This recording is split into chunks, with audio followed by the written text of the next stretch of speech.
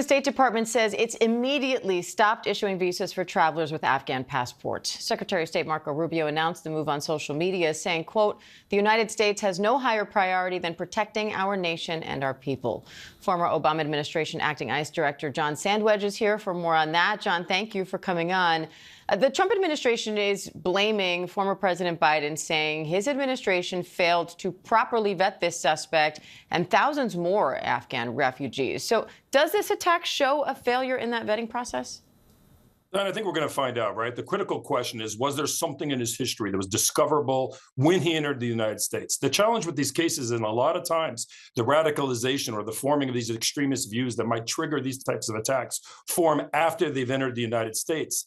If that's the case here, no amount of vetting would have discovered it. It's certainly right for the administration to take a real hard look at the vetting processes used in this case and the vetting procedures writ, across the board. There were concerns expressed by the DHS Inspector General in 2024 regarding the adequacy of vetting in asylum cases. But in this case, it's looking like some of the evidence suggests maybe these views formed after he entered the United States, in which case you want to take a hard look at what are we doing to detect threats after they enter the United States, and have we weakened those efforts as part of, prioritizing other, aspects of law enforcement instead?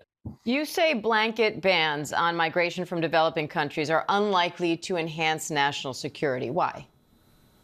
Well, look, that's not going to solve this potential problem here, right? So the part of what the president's looking at is barring, immigration from countries, third world countries that are, impoverished, right? That's not where these terrorism threats come from. This is a unique circumstance involving an individual who worked with the CIA and worked with the U.S. military in Afghanistan. Look, I believe that we are much more effective when we use targeted intelligence-based approaches. Part of what concerns me here is we've switched to this mass deportation effort, right? This idea that all immigrants pose an equal threat. The data tells us that that's just not true. The overwhelming majority of migrants in this country don't, commit serious crimes, but there is a population that does. And I think what is a far more effective from public safety and national security perspective is zeroing in and spending that time to get that one bad guy off the street. Look, if it took, let's say weeks, months to find this guy, realize he's a threat, and get him off the streets, in that time, we could have arrested 100 regular migrants. We would be much better off getting him off the streets rather than those 100 nannies and other people who don't commit crimes. So again, these kind of broad-based approaches just are less effective than a more intelligence-driven law enforcement investigatory approach.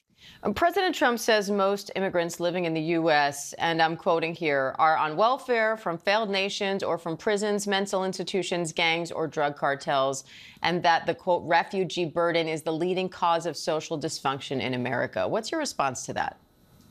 Well, I will tell you this. There are policy arguments to say we need to enforce the immigration laws on the books. There are arguments to say, hey, there is 12 million undocumented people in this country. There are several million more that are waiting for asylum. We need to enforce the law against that population.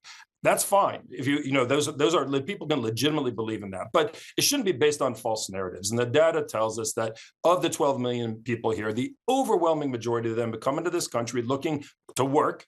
They work hard. They're supporting their family. They do not have legal status, but they're not committing crimes. And so I think that if you want to support the mass deportation effort, do it on honest grounds. The data tells us, again, that the immigrant population in this country commits crimes at a lower rate than does the lawful population.